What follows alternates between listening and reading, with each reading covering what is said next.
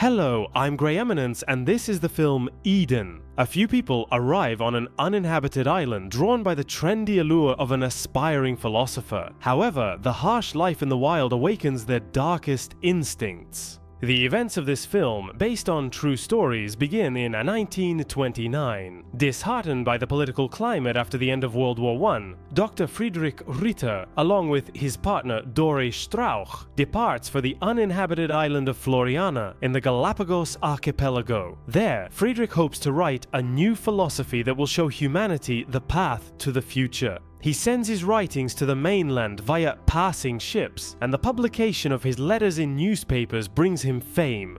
Inspired by his example, the Whitmer family sets out for the same island. War veteran Heinz, named after the ketchup, his second wife Margaret, and Heinz's son Harry from his first marriage sell all their possessions to make the move. They land on the island in the winter of 1932 and head straight to Dr. Ritter's hut to share their joyful news. But even on an uninhabited island, neighbors can be a pain. Heinz shows Friedrich the newspaper articles featuring his letters, and Friedrich explains that he and Dore are vegetarians growing their own vegetables. The situation is made more difficult by a shortage of drinking water. The island has only 2 rainwater collecting sources. Friedrich sends the newcomers to the second one, located on a mountainside near old pirate caves. Dora lends them her beloved donkey, Buru, to help carry their belongings. That evening, Friedrich admits to Dora that he deliberately sent the neighbors to a place where it would be hard to establish a garden. He expects them to fail and leave on the next ship. But the Whitmers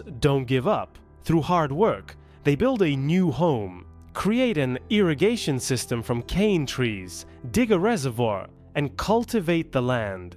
Their efforts pay off, and the home becomes cozy, despite wild dogs tearing through one of their stores of canned food. Margaret reveals she is pregnant. Minor troubles fade in comparison to their next visitors, the arrogant Baroness Eloise and her 2 lovers, engineer Rudy and bodyguard Philipson. They're also accompanied by Manuel, the Baroness's servant. Having read the trendy letters of the doctors, Eloise dreams of building a luxury hotel called Hacienda Paradiso on Floriana. After unloading supplies and surveying the beach, the new arrivals go to introduce themselves to the island's residents. The philosopher and his companion find these intruders unpleasant and send them away. Not quite rudely, but to the Whitmers. They hope the neighbors won't get along and someone will leave. True to aristocratic arrogance, the newcomers bathe in the Whitmers' reservoir without asking permission. The Baroness diffuses the tension by saying they'll set up a temporary camp. She also delivers letters addressed to Friedrich.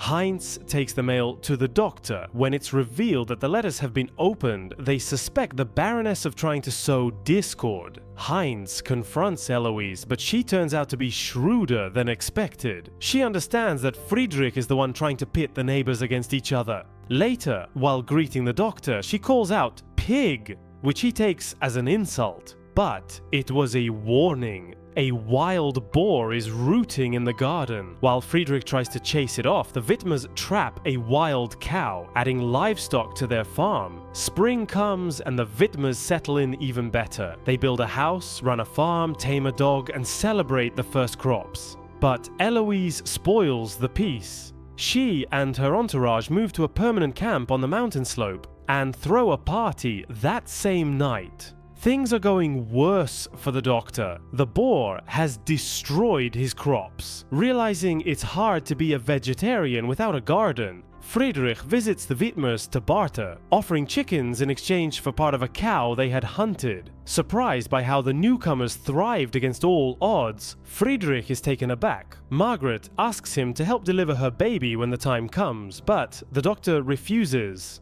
saying he didn't come here to practice medicine. Meanwhile, Rudy is digging up the beach in search of water, but to no avail. The volcanic island has no groundwater. Worse, the Baroness's supplies are running out, and her dream hotel remains a fantasy. Upset, Eloise runs into the woods where she meets Harry, sent to gather firewood. She charms him and learns that the Whitmers still have canned food along with crops and game. She hatches a devious plan. While the men are out hunting, leaving Margaret home alone, she sends Philipson and Manuel to steal food. As they sneak around, Margaret goes into labor. She seeks help from the Baroness, who pretends not to be home. Margaret returns home to prepare for childbirth. Her return forces the thieves to hide. Hearing a noise outside and thinking her husband has returned, Margaret steps outside, letting the thieves escape. The noise came from the cow, scared by a pack of wild dogs. They corner Margaret in the barn as she begins giving birth, fending them off with a broom while cursing everything around her. The thieves deliver the food to the Baroness. Manuel and Rudy offer to help the neighbor in labor, but Eloise forbids it. Margaret gives birth in the barn. Just as the dogs are about to attack her and the baby, their tamed dog appears and chases them off. Then, Heinz and Harry arrive. Heinz slaps the newborn to get him breathing and carries Margaret to bed. He rushes to Friedrich for help. The doctor diagnoses a retained placenta and performs surgery using kitchen tools. When Eloise hears about this visit, she blames Manuel for not stopping it. Now she fears everyone will unite against her.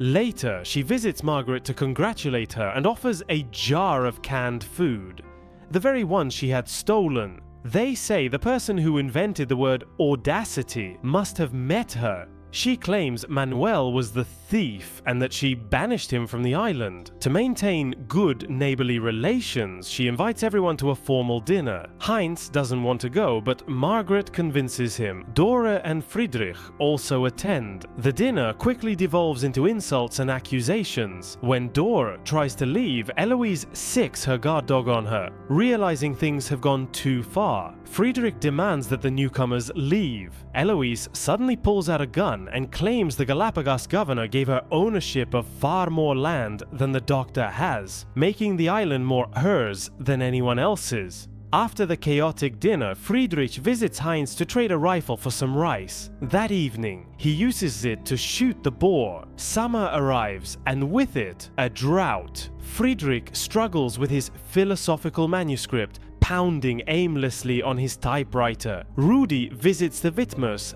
begging for food. Even the stolen supplies are gone. In gratitude, he reveals the truth. Eloise isn't a real aristocrat, but a cunning con artist living off men. Back at camp, a fight breaks out. Philipson beats Rudy. Soon, a ship carrying explorer Alan Hancock docks at the island. He visits Friedrich, bringing mail and supplies and even films a newsreel. The Baroness has a new plan. She dresses in full regalia to greet the sailors and organizes a banquet. The sailors even bring musical instruments. Seeing Margaret in tears, Eloise mimics emotion by using alcohol to fake tears of her own. The evening ends with a volcanic eruption on a neighboring island, a natural fireworks show. Taking advantage of the moment, Friedrich and Dor sneak to the beach and take as many canned goods as they can carry. Eloise tries to seduce Hancock, but the seasoned explorer brushes her off. Enraged, she has her servants haul all the remaining supplies to their tent during the night.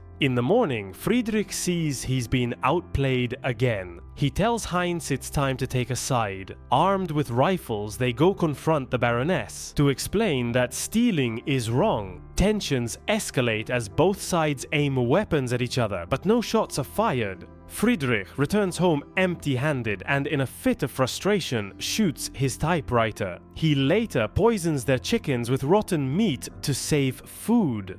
Angry at Eloise, Rudy moves in with the Whitmers until she calls him back and convinces him to sabotage the neighbors. Heinz finds their fence destroyed and shoots at movement in the bushes, killing Dora's beloved donkey Buru. In the morning, Dore notices the chickens dying from rotten meat and that her beloved pet is missing. Heinz confesses to Friedrich that he was set up. They realize the Baroness must go. They catch Rudy spying and he admits Eloise gave the orders. At home, Heinz asks his wife and son to go down into the valley to gather dry grass for the roof. He, Friedrich and Rudy confront the Baroness. Philipson attacks them naked from the tent. Despite being outnumbered, he nearly kills Rudy, but Heinz attacks from behind, puts him in a chokehold, and then, true to old street tradition, stabs him in the side. Eloise emerges playing the victim. She thanks them for freeing her from a cruel abuser and offers each of them an equal share in her mythical Hacienda Paradiso. But the doctor isn't so easily fooled. Without saying a word, he shoots the Baroness in the head. They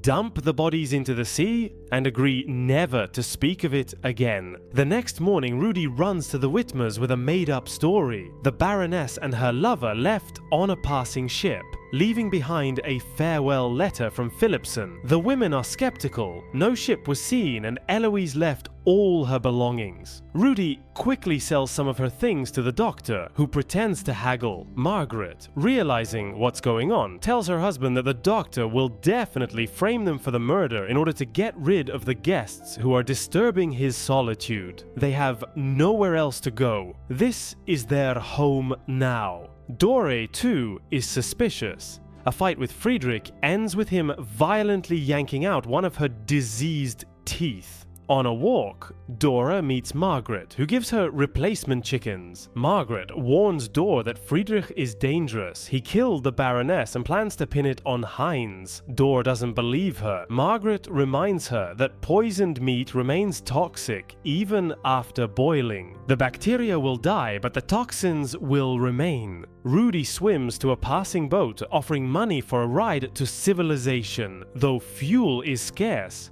the captain agrees. At home, Dore proposes a meal of chicken. She cooks the rotten meat for Friedrich, who eats it. She abstains, saying that her gum is still bleeding. The next day, she calls the neighbors. Friedrich is writhing in pain. It's food poisoning. Realizing he's dying, Margaret calls Dor to say goodbye. With his last words, Friedrich curses her. Soon, the governor arrives. He had received a letter from the doctor accusing Heinz of the Baroness's murder, but the witness is dead and other proof is needed. During interrogation, Margaret says the Baroness disappeared, her body was never found, and the doctor died from food poisoning. Learning that Dore confirmed Friedrich's accusations, Margaret argues that food poisoning seems unlikely for someone who lived on the island for 4 years, especially since she had just given them healthy chickens. Also, only the Whitmers never fought over supplies. The governor sees reason in this and arrests Dora. Before leaving, he offers the Whitmers a chance to leave the island. Margaret refuses. The film ends with a historical note. The bodies of the Baroness and Philipson were never found. Rudy and the sailor who picked him up died at sea when they ran out of fuel. Their bodies were found 240 kilometers from Floriana. Dor returned to Germany, where she died of multiple sclerosis in 1943. Before her death, she published a book with her version of the events. Margaret wrote a rebuttal. She lived on Floriana the rest of her life and died there in 2000. Her descendants still live on the island, ironically running a small tourist hotel. The film closes with archival footage of the real-life participants. This film shows that it doesn't matter where you are, on a deserted island or in a big city. If you're not at peace with yourself, the world around you will turn into hell. Interested in more thoughtful film recaps like this one? Feel free to subscribe. There's more coming soon.